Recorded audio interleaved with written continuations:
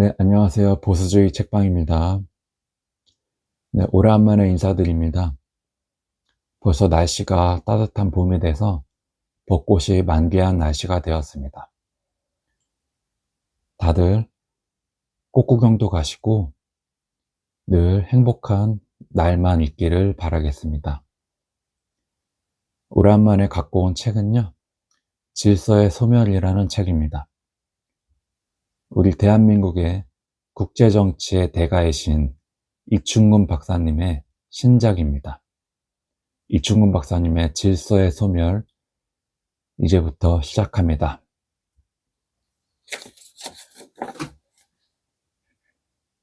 먼저 이충근 박사님은 국제정치, 국제안보 분야를 연구해온 학자입니다. 연세대학교 정치외교학과를 졸업하고 미국 텍사스 대학교 오스틴에서 국제정치학 박사 학위를 받았다. 세종연구소 등 외교안보 문제를 연구했으며 국내외 여러 대학에서 국제정치학을 강의했다. 미중관계, 한미동맹, 한반도 안보 문제를 중심으로 연구와 저술 활동을 이어오고 있다. 또한 40만 구독자를 보유한 유튜브 채널 이충근 TV를 통해 가장 가까운 곳에서 독자들을 위한 언어로 국제정세와 안보 이슈를 해설하며 끊임없이 대중과 소통하고 있다.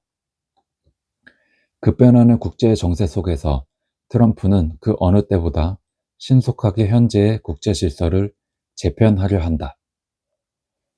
오늘 세계를 더욱더 확실한 미국 주도의 세계로 만들기 위해 미국의 패권을 완전 무결한 패권으로 만들기 위해 정말 분주하다. 저자는 트럼프 2.0 시대에 급변하는 미중 패권 전쟁의 과정을 면밀하게 분석해 미래 국제 정세를 예측하고 나아가 대한민국이 어디를 향해 하는가를 정확히 제시한다.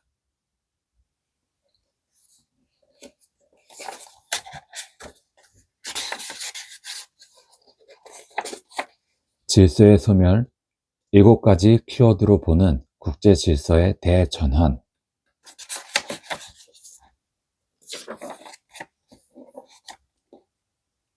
투키디데스의 함정.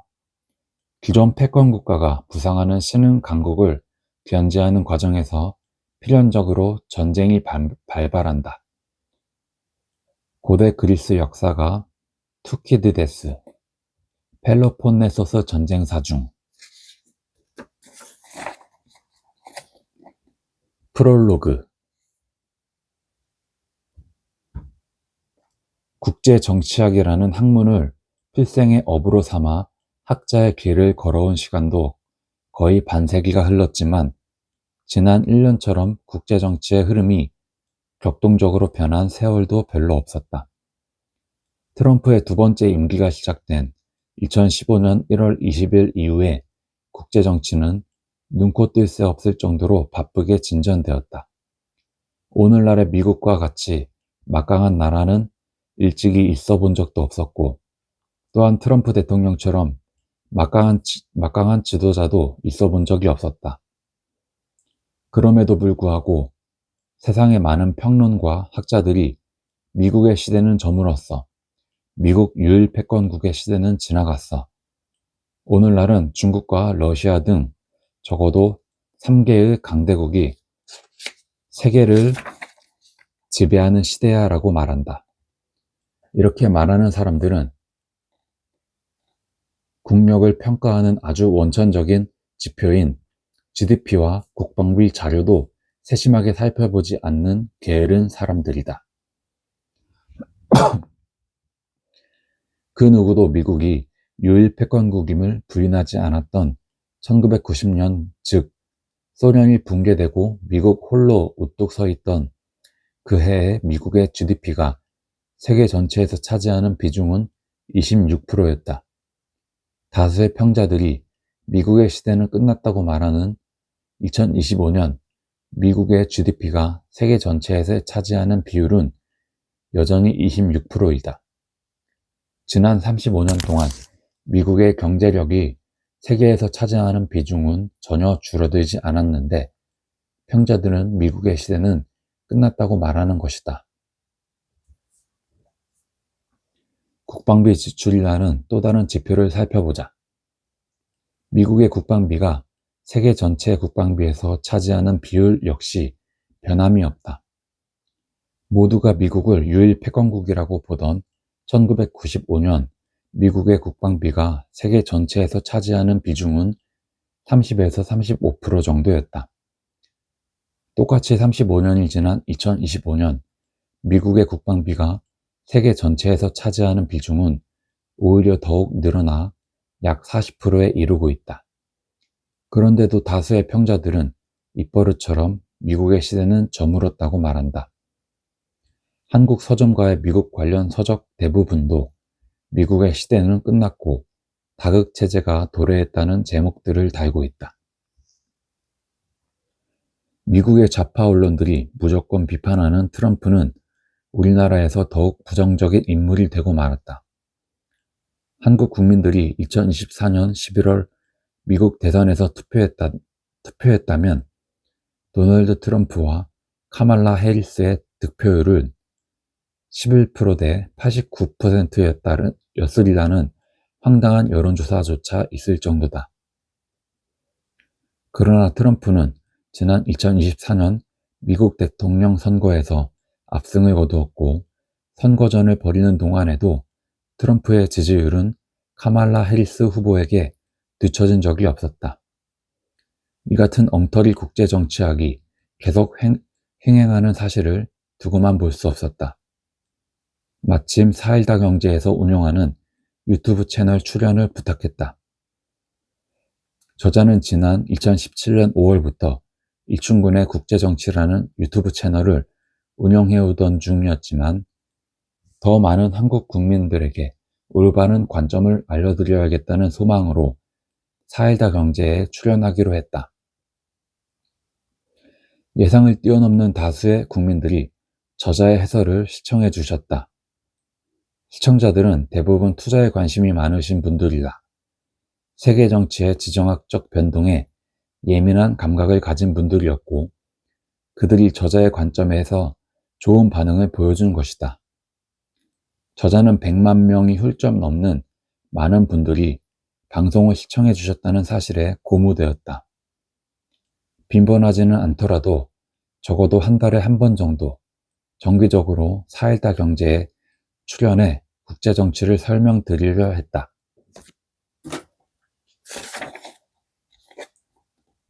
저자는 국제정치를 주로 국제분쟁과 갈등의 차원에서 집중 조명했지만 오늘날의 세계에서 정치와 경제는 동전의 앞뒷면과 마찬가지로 상호 직접적인 영향을 미치는 일이 아닐 수 없다.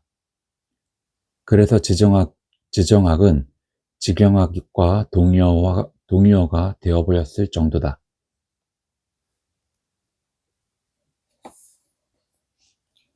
약 5회의 방송을 진행한 후 4일다 경제 측에서 방송 내용을 중심으로 책을 한 권 출간하자는 제의가 있었다. 저자가 출연해서 강의한 내용들을 이슈별로 편집해서 만든 목차였다. 주제들에 따라 목차가 재미있게 구성되어 있었다. 저자는 지금까지 7권의 책을 집필했는데 책을 쓸 때마다 저술 작업이 얼마나 피말리는 일인지를 잘 알고 있다. 방송 강의 자료들을 가지고 이렇게 재미있는 목차를 만들어주신 4일다 경제출판부에 감사의 말씀을 드린다. 그 결과로 나온 책이 바로 이 책이다. 집필은 저자가 했지만 목차는 4일다 경제출판부가 노력한 결과다. 급변하는 국제정세를 7개의 키워드로 정리했고 책의 제목처럼 어느 때보다 신속하게 현재의 국제질서를 재편하려는 트럼프의 행동을 보고 있자면 가히 오늘의 시대를 질서가 소멸하는 시대라 말해도 무리가 없을 것이다.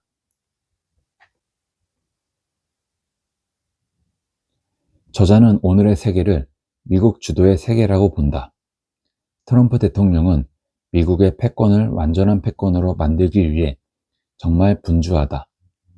트럼프는 미국에 근접한 도전국 중국을 직접 혹은 간접적으로 가차없이 처단함으로써 미국의 유일 패권 시대를 구축하고 있는 중이다. 상당수 평론가들이 트럼프의 정책을 예측할 수 없는 돌발적인 것으로 보는 경향이 있지만 트럼프의 세계 정책은 누노 몬테이로 교수의 일극체제 국제정치 이론이 예측한 범주를 벗어나지 않는다. 몬테이로 교수는 미국 수준의 유일 초강대국이 택할 수 있는 세 가지 정책으로 국제정치에서 손을 뗀다, 현상을 유지한다, 차제의 세상을 자국에게 압도적으로 유리한 곳으로 만든다. 이 세 가지 정책을 제시했다. 트럼프 1기 임기 동안 현상을 유지하려는 정책을 시행했다. 미국이 세계 문제에 지속적으로 개입하고 현상 유지를 추구했지만 국제정치에 개입함으로써 발생하는 비용을 미국의 동맹국들로부터 거두어 들이려는 입장을 취했다. 그러나 트럼프 대통령은 2기 임기 시작 후 몬테이로 교수가 제시한 세 번째 정책을 따르고 있음이 분명하다. 트럼프가 말하는 미국의 황금 시대는 미국에 근접한 도전국이 없는 문자 그대로 미국이 압도하는 시대를 의미한다. 지난 1년 동안 트럼프가 보여준 정책들은 트럼프를 미워하는 사람들이 보기에는 적나라한 제국적 팽창주의로 보였을 수도 있다. 그러나 역사상 어떤 강대국도 제국적 팽창 정책을 시도하지 않았던 나라는 하나도 없었다. 다만 2차 대전 이후 그리고 특히 소련이 붕괴된 1990년대 이후 오늘에 이르기까지 세계 정치의 적나라한 제국주의적 모습은 냉전 시대와 세계화 시대의 논리에 잠시 가려져 있었을 뿐이다. 이제 국제정치의 가식적 모습은 사라지고 적나라하고 냉혹한 모습으로 되돌아오고 있는 중이다. 저자는 이 같은 관점에서 미국과 세계 정치의 격변을 설명하려 했다.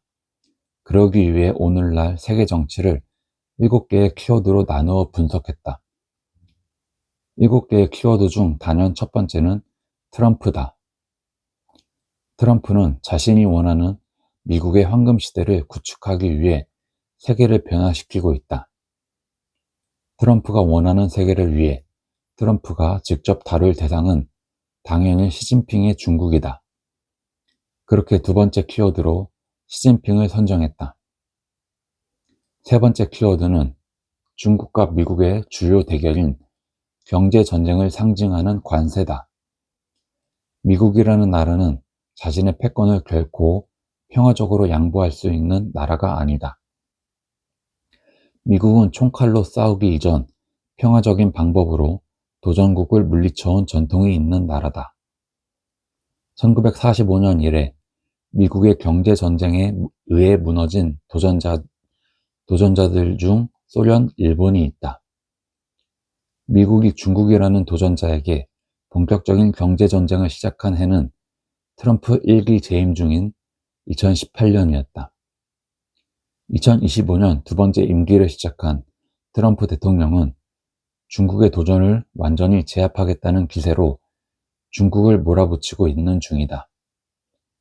트럼프의 대중국 압박 정책은 중국이 미국에 대한 패권 도전자의 반열에서 탈락하는 그날까지 지속될 것이다. 네 번째 키워드는 미국의 보수주의다. 미국이 유일 패권국이 되었던 1990년 이후 미국은 소위 세계화 시대의 주역이 되었다. 경제적 국경이 없어진 자유무역의 세계에서 미국은 자신이 있었다. 그러나 자유무역은 공정한 게임에 기반을 두는 것이었다. 세계화 시대 최대의 승자인 중국은 동시에 반칙 왕이기도 했다. 세계화주의자들의 낙관론과 달리 부유하게 된 중국은 자유민주주의 국가가 되지 않았고 오히려 미국을 위협하는 도전국이 되고 말았다. 미국의 보수주의자들은 세계화주의자들과 다투어야 했고, 미국 제일주의자들은 다시 보수주의로의 회귀를 외쳤다. 찰리 거크로 상징되는 미국의 보수주의는 미국이 세계화 시대를 벗어나서 중국 및 다른 세계 국가와 경쟁하는 세상에서 사상적 기반을 제공하는 역할을 했다. 다섯 번째 키워드는 러시아다. 비록 우크라이나와 같은 약소국과의 전쟁에서도 신속한 승리를 거두지 못하는 몰락한 강대국의 이미지를 노출시키고 말았지만, 러시아는 중국과 더불어 트럼프가 상대해야만 주적들 중에 하나다. 여섯 번째와 일곱 번째 키워드는 우리나라 국민들의 입장에서 보았을 때 마땅히 선정되어야 할 만한 키워드를 골랐다.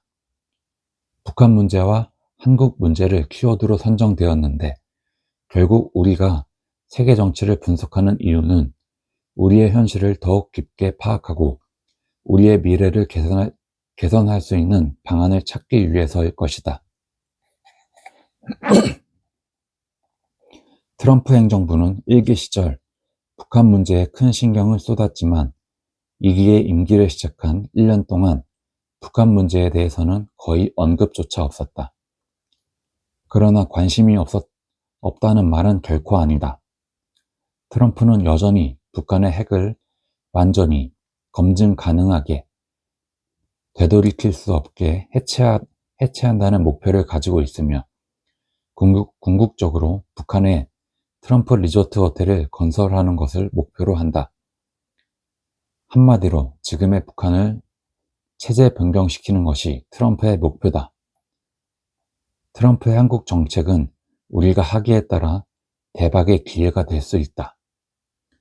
체제가 변경된 북한은 통일을 의미하며, 트럼프가 중국의 도전을 제압하는 데 있어서 한국은 최대의 전략 자산이 될 수 있다. 트럼프가 구상하는 미국의 무적 함대인 골든 플린트가 한국 조선 산업에 적극적인 지원을 요구하고 있듯이 말이다. 방송한 내용들을 중심으로 집필하며 가급적 독자들이 쉽게 읽을 수 있는 글을 쓰려고 노력했다.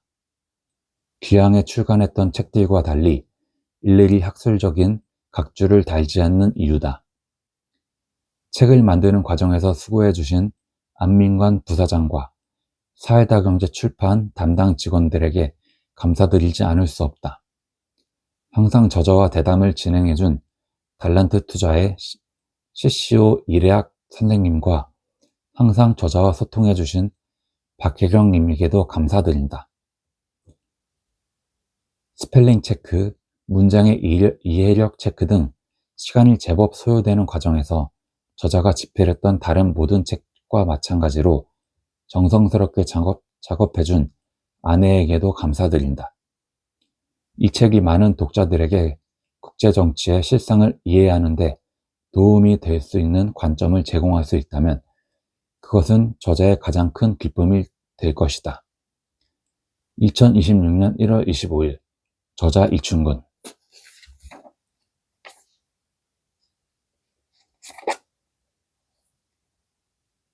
프롤로그 차례.